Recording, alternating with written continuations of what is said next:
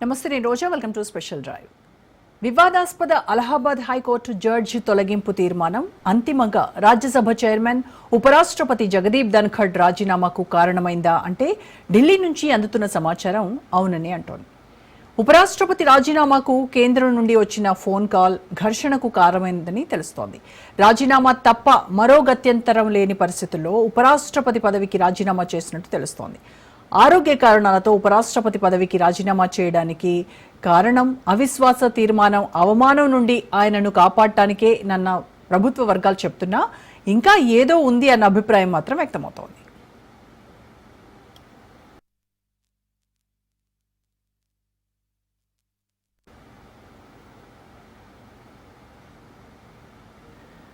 అధికారిక నివాసంలో భారీగా నగదు రికవరీ అయిన తర్వాత జస్టిస్ యశ్వంత్ వర్మను తొలగించాలని ప్రతిపక్షాలు ఇచ్చిన నోటీస్ ఉపరాష్ట్రపతి రాజీనామాకు కారణమని తెలుస్తోంది.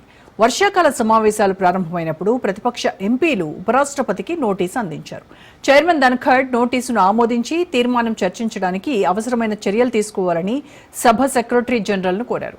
దీంతో మొత్తం వ్యవహారం మరో టర్న్ తీసుకుంది. ఉపరాష్ట్రపతి నిర్ణయంపై కేంద్రం అగ్గి మీద గుగ్గిలమైంది. ప్రతిపక్షాలు మద్దతిచ్చిన నోటీసును ఉపరాష్ట్రపతి ఆమోదించడం అంటే న్యాయమూర్తిపైన, న్యాయ వ్యవస్థపైన అవినీతిపై దాడికి నాయకత్వం వహించే అవకాశాన్ని కోల్పోవడమేనని ప్రభుత్వం భావించింది. ఒక్కసారిగా ప్రభుత్వ పెద్దలు ఉపరాష్ట్రపతికి ఫోన్ చేసి తీవ్రంగా స్పందించినట్టు తెలుస్తోంది.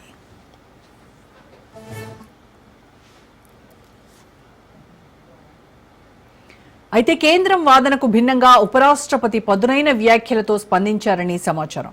ఫోన్ కాల్ ఒక్కసారిగా ఉభయుల మధ్య వాదన ఎక్కువైంది. ఈ సమయంలో ఉపరాష్ట్రపతి రూల్స్ వివరించారని తెలుస్తోంది. తీవ్రమైన ఫోన్ కాల్ తర్వాత ప్రతిపక్షాలు ఉపరాష్ట్రపతి పైన మరోసారి అవిశ్వాస తీర్మానం తీసుకురావాలి అనేటువంటి ప్రయత్నం జరుగుతున్నట్టు తెలియటమే కారణమని భావిస్తున్నారు. 6 నెలల క్రితమే విపక్షాలు ఉపరాష్ట్రపతిపై అవిశ్వాసం ప్రవేశపెట్టాయి.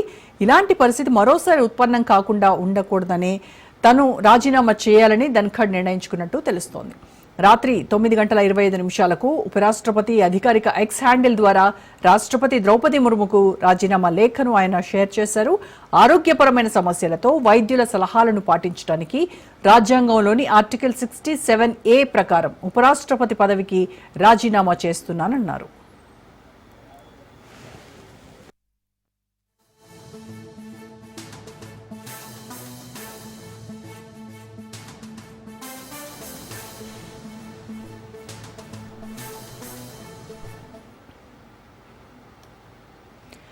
పదవీ కాలంలో సాయం చేసిన వారందరికీ ఆయన కృతజ్ఞతలు చెప్పారు. మొత్తంగా ఉపరాష్ట్రపతి రాజీనామా ప్రభుత్వ వర్గాల్లోనూ ఇటు విపక్షాలకు షాక్ కలిగించాయి.